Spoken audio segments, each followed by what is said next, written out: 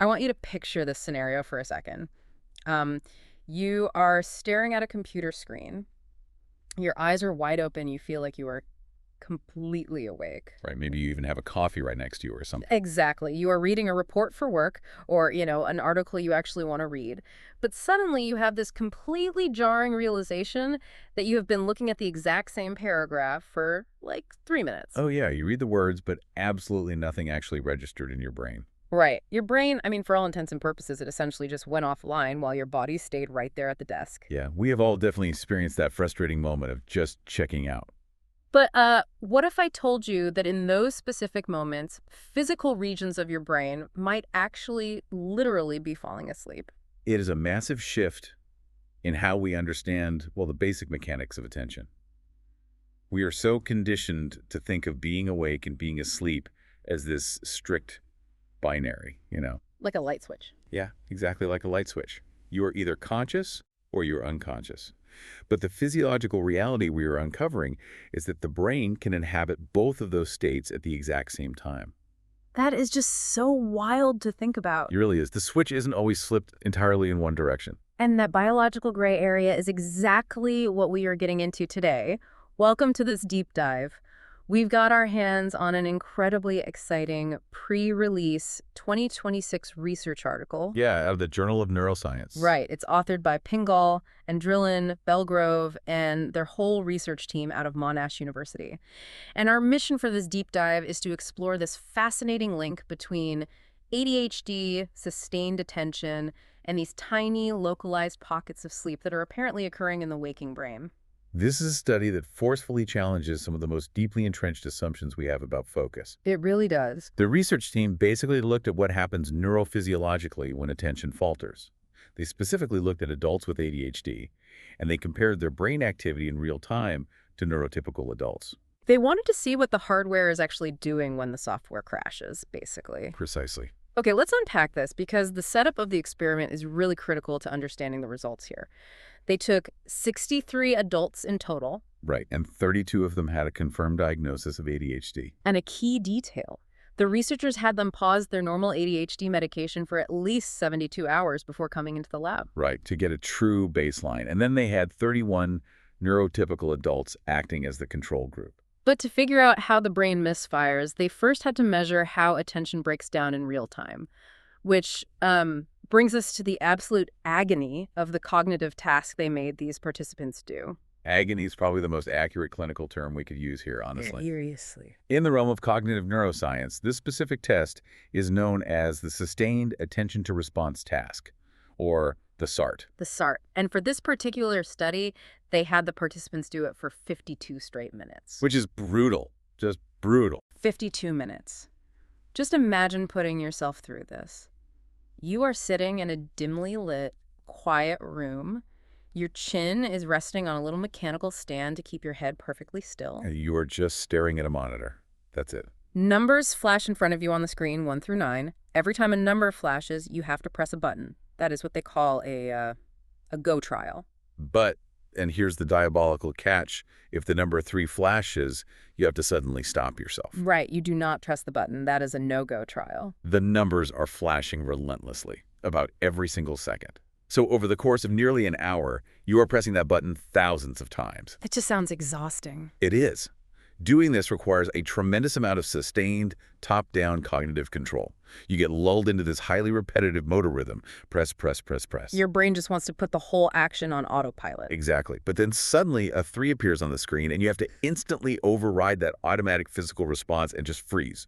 It sounds a lot like playing an incredibly repetitive, totally mindless video game where absolutely nothing interesting happens. Yeah, the worst game ever made. Right, but you are suddenly expected to have lightning-fast, ninja-level reflexes for a split second every couple of minutes. I would fail miserably within the first 5 minutes, I swear. Most people do struggle. And when we look at the data, the researchers tracked 2 different kinds of failures, right? Yeah, they categorized the mistakes into 2 buckets. First, they looked at what they call commission errors. That is when a participant accidentally presses the button when the number 3 flashes. Right, so it represents a failure of inhibition. The impulse to press was just too strong to stop. And the data showed the ADHD group had significantly higher commission errors right out of the gate. But the researchers also measured something called omission errors. That is when a valid number flashes on the screen, say an 8, and the participant just fails to press the button at all. They are just staring into the void while the numbers go by. Just totally checked out. And the reaction times in those moments are fascinating. How so? The ADHD group showed a much steeper increase in these omission errors as the 52 minutes dragged on. They weren't necessarily slower overall, but their reaction speed was wildly inconsistent. Oh, I see. 1 second they were fast, the next second they were sluggish, and then they would just miss a number entirely. But wait, I have to push back a little here. Isn't it completely normal to zone out during something that mind-numbingly boring? Oh, absolutely. Like if you put me in a dark room for an hour and make me press a button for random numbers, I am absolutely going to miss a few. I'd argue any neurotypical person would start making mistakes too. For sure. So what actually makes the ADHD group's performance fundamentally different from anyone else who is just, bored out of their mind? This raises an important question because the neurotypical group absolutely made errors too. Mm-hmm. Fatigue affects everyone. And the researchers anticipated that, which is exactly why they didn't just measure the physical button presses. They needed to know what was happening inside the participants' minds in the moments leading up to those errors. So how did they do that? To get that data, they utilized thought probes. Every 40 to 70 seconds during this grueling task, the numbers would just disappear, the screen would flash SOP, and the researchers would ask the participant a question. The thought probes are such a clever mechanism. It sounds a bit like an alien abduction scenario or something, but they're basically just interrupting the person and asking, hey, what was happening in your brain right before I paused the screen? Yeah, exactly. The participants had to categorize their mental state in that exact preceding moment. They had a few options. Right. They could report being on task, meaning they were actively focused on the numbers. They could report mind wandering, which is thinking about something else entirely, maybe what to make for dinner, or an email they forgot to send. Okay, that makes sense. Or they could report experiencing mind blanking. That is a state where the participant realizes they were literally thinking about absolutely nothing at all. The distinction between mind wandering and mind blanking is so crucial here, because mind wandering is like an active state. Yes, your brain is essentially off on a little mental vacation, constructing a narrative about dinner. But mind blanking is like driving down the highway and suddenly realizing you have no memory of the last 5 miles. The engine just stalled. That's a great way to put it. And the data from these probes showed the neurotypical group was on task far more often. But the ADHD group reported significantly more episodes of both mind wandering and mind blanking. The researchers also layered in a question about the subjective experience of that distraction, didn't they? They did. When a participant admitted they were mind wandering, the thought probe asked them, was this intentional? And this was the detail that completely changed my perspective on the whole study. When the neurotypical people mind wandered, they very often reported it as being somewhat intentional. Right. They were essentially saying, yes, I know I'm supposed to be staring at these flashing numbers, but this is incredibly boring, and I have a real-world problem I need to solve, so I am actively going to let my mind drift. They were making a choice to check out. But the ADHD group, they reported their mind wandering as entirely unintentional. Wow. They did not choose to leave the task. Their attention was hijacked without their permission. That lack of intentionality points to a significant failure in executive function, specifically the brain's ability to regulate and maintain attentional shifts. And the data actually takes that a step further into something called meta-awareness. Yes. The thought probes included an option for the participant to simply answer, don't remember. They couldn't even say if they were on task or wandering. They just had no idea what their brain was doing. Meta-awareness, that's essentially thinking about thinking, right? Exactly. It's the background process that allows you to know what your own brain is up to. Yeah. And as the experiment progressed through its different blocks of time, the ADHD group showed a sharp, significant increase in those don't remember reports. So not only were they zoning out unintentionally, but their brains were actively losing the ability to even track the fact that they were distracted. The conscious awareness of their own cognitive state was just breaking down. Completely breaking down. Wow. So to summarize their experience, they are sitting there, trying their hardest to pay attention, their mind slips away completely against their will, and eventually the system degrades so much they don't even realize the mind has slipped. It's exactly like falling asleep on the couch while watching a movie, and when someone wakes you up, you argue that you were awake the whole time. Because you literally didn't know you fell asleep. Right. So if they don't even realize their brain is checking out, what is physically happening inside their head at that exact moment? Well, to answer that, the researchers had a look under the hood at the electroencephalogram, or EEG, data. The participants were wearing those 64-channel EEG caps the entire time, recording the electrical activity across the cerebral cortex. Right. Here's where it gets really interesting, because when the researchers analyzed that waking EEG data, they found something you normally only expect to see when someone is tucked into bed and completely unconscious. They found evidence of local sleep. Local sleep. Let's dig into that. The specific physiological signature they were looking for is called a slow wave. When you transition into sleep at night, the electrical activity in your brain fundamentally changes. Right. The rapid, high-frequency, chaotic electrical firing of normal wakefulness slows down. The brain starts producing these large, sweeping, highly synchronized waves of electrical activity. They are measured in the delta and theta frequency bands, which generally means between 1 and 7 hertz.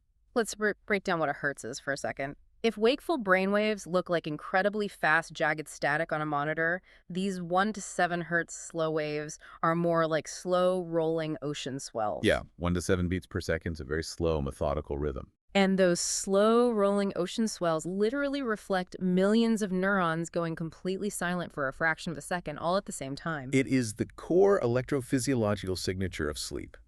But in this study, remember, the participants were sitting upright, their eyes were open. They were looking at a monitor and physically pressing a button. Yet the EEG cap is picking up these distinct, sleep-like slow waves occurring locally in specific, isolated patches of the brain.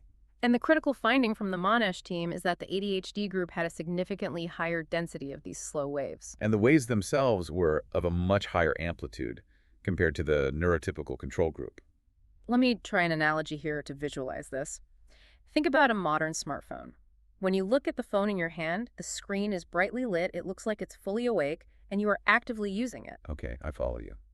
But in the background, because the battery is getting low or the processor is stressed, the operating system is quietly putting individual apps to sleep. The email app is suspended, the map app is shut down. Ah, I see. The phone itself looks awake, but crucial internal systems are completely offline to save power. That's a great analogy. The topographical maps of the brain activity generated by the EEG showed something very similar to that battery-saving mode. Really? Yeah, in the ADHD group, these localized slow waves were heavily concentrated over the parietotemporal regions of the scalp. And what do those regions do? Those specific areas of the brain are deeply involved in integrating sensory information from the environment and maintaining sustained attention. So, using the smartphone analogy, those specific functional apps were the ones being forcibly suspended by the brain. Exactly. And what's wild is that the participants actually felt the battery draining. They did. Yeah. Along with the thought probes asking about wandering or blanking, the researchers periodically asked the participants to rate their physical sleepiness. And the ADHD group reported incredibly high levels of subjective sleepiness during the 52-minute task. They felt like they needed a nap. But wait, if their brains are falling asleep during the test, does that just mean these specific participants were severely sleep-deprived in their everyday lives before they even walked into the lab? That is a vital distinction the researchers controlled for. Yeah. Before the study even began, every participant filled out the Epworth Sleepiness Scale. Which is what, exactly? It's a clinical tool used to measure treat-level daytime sleepiness. Essentially, how likely you are to doze off on a bus or while reading a book on a normal Tuesday. Oh, okay. And the baseline scores between the ADHD group and the neurotypical group didn't differ drastically. They weren't coming into the lab chronically exhausted. That's fascinating. Right. But when forced to engage in this highly repetitive, understimulating cognitive task, the ADHD brain generated a massive increase in state-level sleepiness. The sheer boredom and executive demand of the task itself induced this profound localized sleep pressure. Okay, so let's put the pieces together. We have ADHD brains showing more localized slow waves on the EEG. And we have ADHD brains making more omission errors, zoning out and missing numbers with fluctuating reaction times. Correct. But anyone who has ever taken a science class knows that correlation does not equal causation. Just because two things happen at the same time doesn't mean one causes the other. How did the researchers prove that these slow waves weren't just a random byproduct of having ADHD?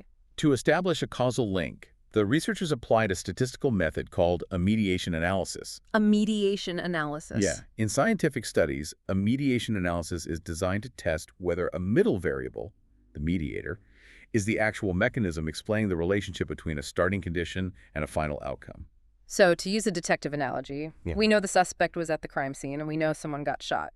The mediation analysis is the detective work trying to prove the suspect didn't just happen to be standing there by coincidence, but actually pulled the trigger. Exactly. In this study, the starting condition is having ADHD. The final outcome is making a bunch of errors on the task. The question is, are the slow waves the trigger? And how do they prove that statistically?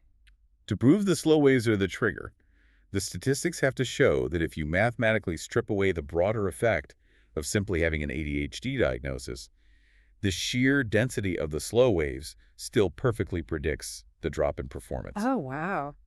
And did it. That is exactly what the data revealed. The slow waves act as the physiological bridge. The higher the slow wave density occurring in the parieto-temporal cortex, the more omission errors the person made, the slower their reaction times got, and the more wildly variable their speed became. So the local sleep was directly causing the attentional lapses. It wasn't a coincidence. What's fascinating here is looking at what the slow waves didn't cause. What do you mean? If we go back to the beginning of the task, remember the ADHD group also made significantly more commission errors. That was the impulsivity, accidentally pressing the button on the number 3. Right, the failure to stop. The mediation analysis showed that slow wave density had absolutely no statistical relationship with those impulsive commission errors. Wait, really? The local brain sleepiness doesn't cause the impulsive mistakes? It does not.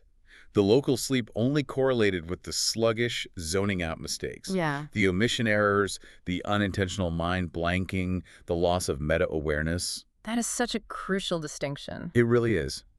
The impulsive, hyperactive mistakes seem to be driven by an entirely different neurobiological mechanism, likely involving different neural networks entirely. But the profound inattention, the sudden fatigue, the total loss of track of the task that was directly triggered by regions of the brain locally falling asleep. Yes. Let me make sure I am fully wrapping my head around the scale of this. It's not that ADHD causes poor attention directly, like some kind of permanent structural damage in a supposed attention center of the brain. Right. It's that ADHD comes with this intense vulnerability to localized brain sleepiness, this rapid accumulation of slow waves, and that physical sleepiness is what causes the attention to temporarily drop. That is the fundamental paradigm shift this research represents. It suggests that a major debilitating component of ADHD and attention is not a willful lack of discipline. Right. It's not even just a pure dopamine deficit in the way we traditionally talk about it. It is an actual intrusion of sleep physiology into the waking state. The brain is quite literally fighting a biological battle to stay fully online against a rising tide of sleep pressure. So what does this all mean for the listener? I mean, if I am someone managing ADHD or I have a child who struggles with focus, how does knowing about local sleep actually change anything practically? Does this fundamentally change how we approach treatment? It opens up incredibly promising, non-traditional avenues for managing symptoms. Currently, the frontline medications for ADHD are central nervous system stimulants, like methylphenidate, or non-stimulants that act on the noradrenergic system. And the noradrenergic system relies on norepinephrine, which acts a lot like the brain's internal adrenaline, right? Exactly. It is a chemical messenger that signals arousal and readiness. We have known for decades that these medications improve focus, but this sleepy brain model helps explain why they work from a completely different angle. How so? These medications flood the brain's arousal networks. They essentially act as a powerful chemical alarm clock, providing the artificial stimulation necessary to aggressively suppress those sleep-like slow waves and force the cortex to stay fully online. Going back to our analogy, they are overriding the battery-saving mode by just plugging the phone directly into the wall. That's exactly what they're doing. Yeah. But if we understand that a root cause of the inattention is this intense vulnerability to local sleep, it powerfully validates non-pharmacological interventions that target sleep architecture directly. That makes total sense. And it's worth noting a critical demographic detail from the study's participant data here. The ADHD group that the Monash team assembled was 93.8% female. Over 90%. And looking at the clinical history of that group, they also had incredibly high rates of co-occurring anxiety and depression. Why is that specific female, highly comorbid demographic so important to highlight when talking about this new treatment paradigm? It is essential because female ADHD is chronically under-researched and famously misdiagnosed.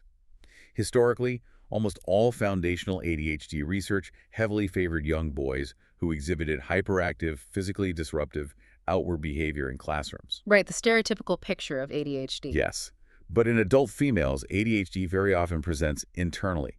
It looks like profound inattention, constant daydreaming, chronic mental fatigue, and feeling easily overwhelmed by simple tasks. And because they aren't physically bouncing off the walls, medical professionals frequently mislabel those internal symptoms simply as treatment-resistant depression or generalized anxiety. Exactly. They aren't causing a disruption. They are just quietly staring at the wall, so the underlying mechanism gets completely missed. And this sleepy brain model, this measurable intrusion of slow waves causing sudden mind-blanking, heavy fatigue, and sluggish reaction times, perfectly maps onto that internal inattentive experience that is so incredibly common in adult women with ADHD. It really does.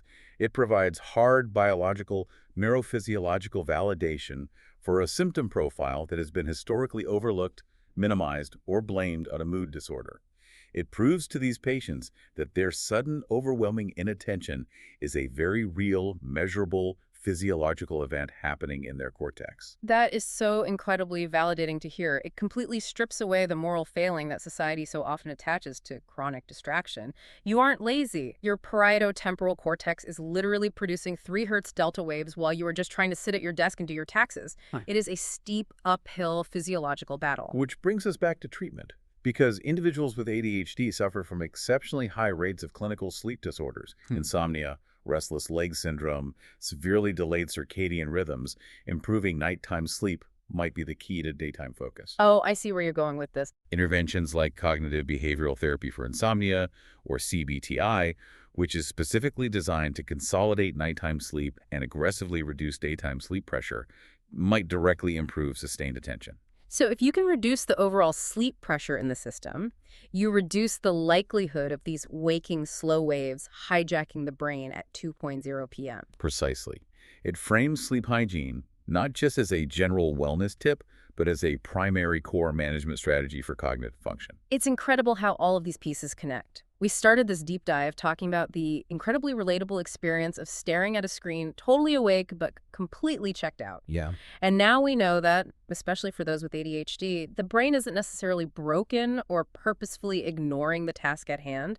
It is fighting a literal, measurable battle against localized sleep pressure. Those slow waves are randomly pulling the plug in different regions of the brain to save energy, causing the mind to wander without permission or just stall out entirely. It's fascinating. And, if we step back and connect this hyper-specific neurological finding to the much bigger picture of human biology, it really forces us to reconsider the strict boundaries of consciousness itself. How do you mean? Well, as a society, and even in medicine, we treat wakefulness and sleep as mutually exclusive states. You are one, or you are the other. Right. But if our brains can routinely undergo local sleep, generating the exact electrical signatures of deep restorative unconsciousness in isolated regions, while we are standing up talking and actively interacting with the world around us, Yeah.